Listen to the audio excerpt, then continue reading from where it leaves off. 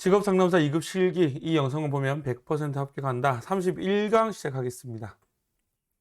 151번 정부가 출산 장려를 위해서 근로시간에 관계없이 일정 금액의 육아비용 보조금을 지원하기로 했다.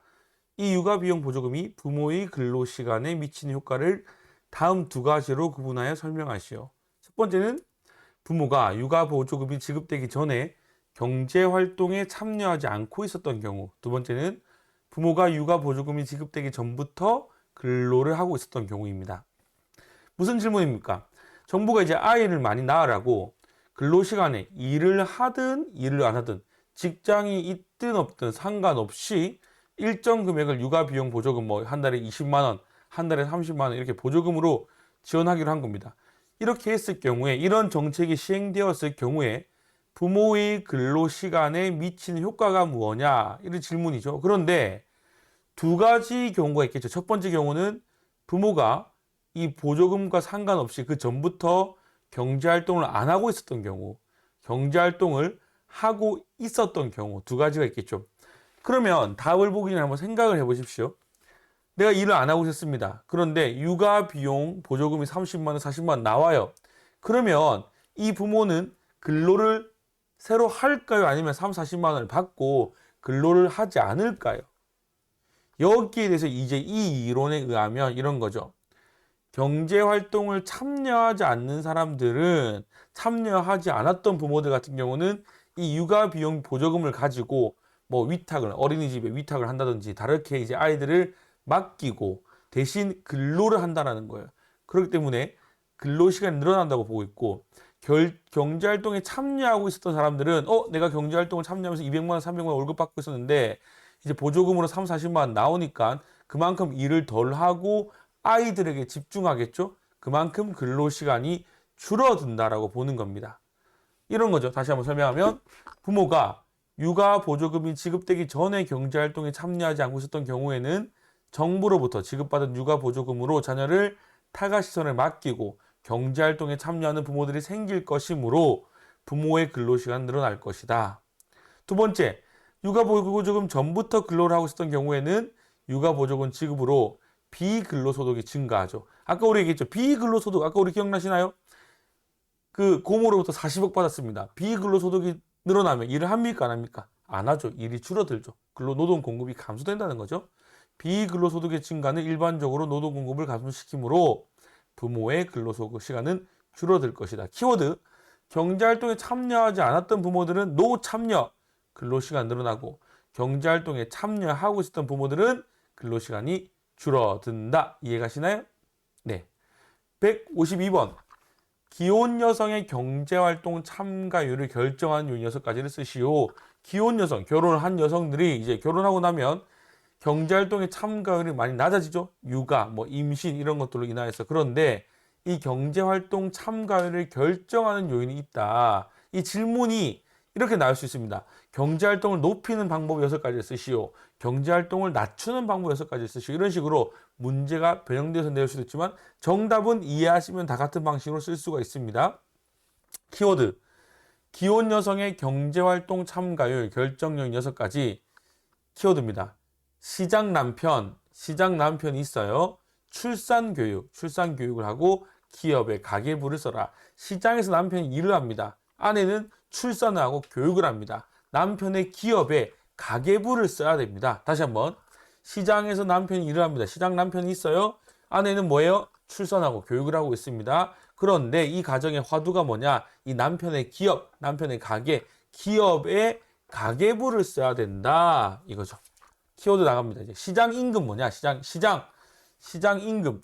시장 임금이 높으면 기혼 여성의 노동 참가율이 증가한다는 거죠. 무슨 말입니까? 임금을 많이 준다. 그러면 여성의 노동 참가율이 증가합니다. 만약에 임금이 낮으면 임금 최저시급이 3,000원, 4,000원이에요. 그러면 일을 하겠습니까? 아이를 키우겠습니까? 육아를 하겠습니까? 어떤 것에 참여를 하겠습니까? 그렇죠.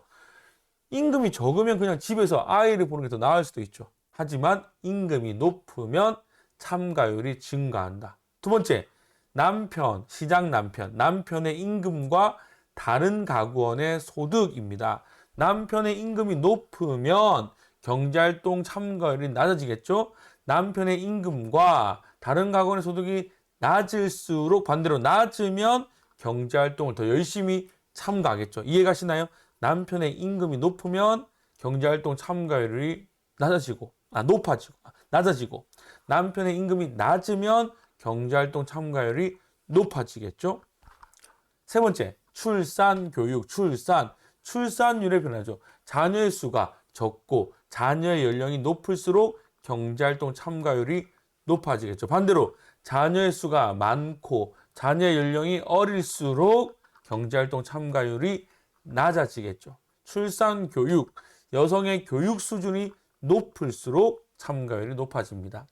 기업, 가계, 기업의 인식 변화. 예전과 같은 경우에는 뭐 결혼한 여자가 아기 낳은 여자가 무슨 일을 하겠어 막 그렇게 막 성인지 감성과 상관없는 그런 뭐 막 예전에는 그런 생각을 많이 했습니다. 그런데 지금 어떻습니까? 기혼 여성도 충분히 일을 잘한다. 그런 기혼 여성 노동에 대한 기업의 수용이 높아지고 있죠. 기업의 인식 변화. 가계 생산 기술. 이 가계 생산, 가계라는 것은 가전 제품 그런 걸 말하는 겁니다. 쉽게 말하면 이런 제품의 생산 기술이 발달할수록 참가율이 높아진다라는 거죠. 왜? 집에서 뭐 건조기나 뭐 식기세척기나 이런 것들이 많이 있으면 여성의 가정에서 하는 그런 어떤 집안적인 일들이 더 쉬워지니까 시간이 줄어들게 되죠. 그렇기 때문에 가계 생산 기술, 가전제품 기술이 발달할수록 여성의 경제활동 참가율도 높아지는 겁니다. 다시 한번 키워드. 기혼 여성의 경제활동 참가율 결정 요인 무엇입니까? 시장 남편. 예, 시장에 있는 남편. 이곳 안에는 출산 교육을 하고 있는데 남편의 기업에 가계부를 써야 된다. 시장 남편 출산 교육, 기업 가계. 시장은 뭐라고요? 시장 임금. 남편은 남편의 소득. 출산은 출산한 자녀 수, 출산 자녀의 나이. 교육은 여성의 교육 수준. 기업은 뭡니까? 기업의 인식 변화. 가계 가전제품 생산 기술의 발달. 바로 외우십시오. 153번. 내부 노동시장의 형성 요인과 장점 각각 세 가지를 쓰십시오. 내부 노동시장이라는 게 뭐냐? 자기들끼리 노동시장을 만드는 거예요. 끼리끼리란 건 뭐냐? 결국 대기업을 말하는 겁니다. 외워두셔야 돼요. 내부 노동시장, 끼리끼리, 대기업. 내부 노동시장은 대기업을 말하는 겁니다. 딱 내부 노동시장 나오면 장점 뭐지? 대기업을 생각하시면 됩니다. 첫 번째, 형성 요인은 뭡니까?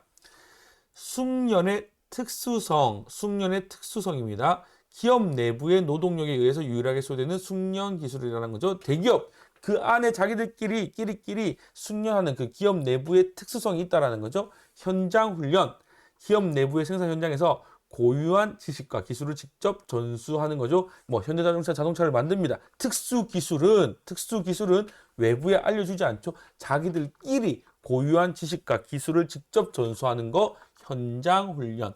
관습입니다. 관습, 형성 요인 관습. 선례에 의존하며 문서화되지 않은 기업의 관습이나 문화 규정의 체계를 의미합니다. 다시 한번. 내부 노동시장의 형성 요인은 숙련의 특수성, 현장 훈련, 관습, 숙련의 특수성, 현장 훈련, 관습이 있습니다. 그러면 이 끼리끼리 대기업의 장점은 무엇입니까? 근로자와 장기 고용 관계가 유지되는 거죠. 막 쉽게 자르지 않는다는 거예요. 계약하면 오래오래 정년퇴직할 때까지 간다는 거죠. 근로자와 장기 고용 관계가 유지됩니다. 그리고 기업 내부의 승진 제도가 체계적으로 계획적으로 잘 발달되어 있는 거죠. 세 번째, 우수 인재의 대기업이니까 우수 인재의 확보와 유지가 가능하다. 네, 이해하면 어렵지 않죠? 지금 바로 한번 외우십시오. 154번.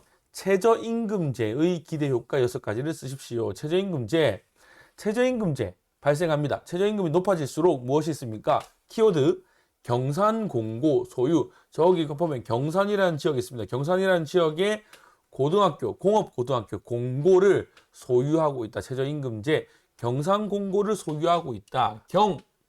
경기 활성화가 되겠죠. 최저임금이 하면 사람들의 수익이 늘어나기 때문에 또 돈을 쓰겠죠. 늘어난 만큼. 그렇기 때문에 경기가 활성화된다. 산업 구조가 고도화된다. 공정거래 질서가 확립된다. 왜? 돈을 적게 주려고 하는데 최저임금이 높아졌기 때문에 돈을 적게 주면 신고하는 거죠. 그렇기 때문에 공정거래 질서를 확립한다. 고임금의 경제 구조, 임금이 높아지는 경제 구조가 만들어진다는 거죠. 소득 격차 해소한다.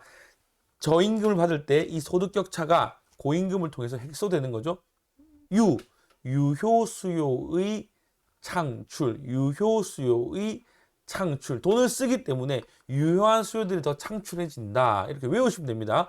최저임금, 기도효과 6가지, 경산공고를 소유한다. 다시 한번 경산공고 소유, 경산공고 소유, 경기 활성화, 산업구조 고도화, 공정거래질서, 고임금, 소득격차, 유효 수요. 그런데 반대로 이런 문제가 나올 수 있겠죠. 최저임금의 부정적 효과 3가지를 써라. 뭡니까? 부정적 효과. 임금을 많이 올리니까 우리 지금 요즘에 편의점 같은 게 사람 많이 쓰지 않죠? 뭡니까? 고용이 감소한다. 두 번째, 교육 투자. 이 회사들이 돈을 벌어서 직원 교육에 투자를 해야 되는데 최저임금이 높아지니까 임금으로 나간 비용이 많아지니까 교육 투자가 위축되는 거죠. 그리고 최저임금 높아지니까 임금에 대해서 지출이 늘어나니까 기업들이 다른 거 막 싸매니까 돈을 쓰지 않으니까 기술 개발을 하지 않으니까 기업 경쟁력이 약화될 수 있다. 이해가시죠? 예, 이해가면 쓸 수 있습니다. 155번. 선별가설의 의미를 쓰고 선별가설 이론을 적용할 경우에 정부의 교육 투자 방향은 어떻게 나아가야 할지를 쓰십시오. 선별가설이 뭔지 이해를 해야 되겠습니다. 선별가설이라는 것은 이런 겁니다. 선별가설은 인적 자본 이론을 비판하고 있습니다. 인적 자본 이론을 비판하는데 이 인적 자본 이론이 뭐냐? 이런 거죠. 기업이 교육에 투자하는 것은 생산성 증대를 가져올 것이다라는 이론입니다. 인적 자본, 인간을 자본으로 보고 인간에게 투자하는 것, 교육에 투자하는 것이 결국은 생산성 증대를 가져올 것이라는 이론인데 선별가설은 이 이론을 비판하는 거예요. 왜? 선별가설은 왜 비판하냐? 선별가설은 이런 거예요. 근로자의 높은 소득은 타고난 능력이다.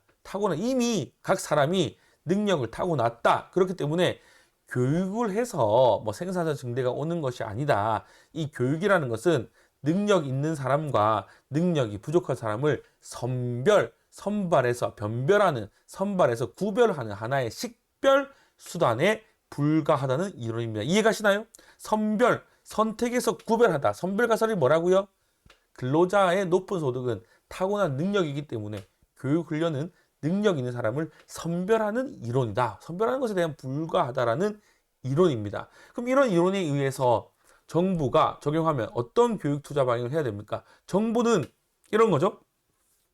학벌이 높으면 능력이 있다. 이게 아니라 실력을 강조하는 사회 분위기를 조성하는 거죠. 실력을 강조한다. 그리고 기업이 학벌이라든지 그런 거에 대해서 생산성 보는 것이 아니고 그러니까 생산성 위주로 진짜 잘하는 사람들 위주로 채용하도록 유도하는 거죠. 그리고 누구든지 능력에 따라서 공평한 교육 기회를 가질 수 있도록 유도하는 겁니다. 이해가시나요? 막 교육에 투자해서 교육 수준이 높을수록 학벌이 높을수록 생산성 증대를 가져온다 이런 것이 아니고 정부는 뭡니까? 그런 것이 아니라 실력 위주, 실력 강조, 생산성 위주, 능력에 따라 공평한 교육 기회를 가져야 된다. 이렇게 정부가 투자를 하게 된다는 거죠. 네, 좋습니다. 155번까지 했습니다.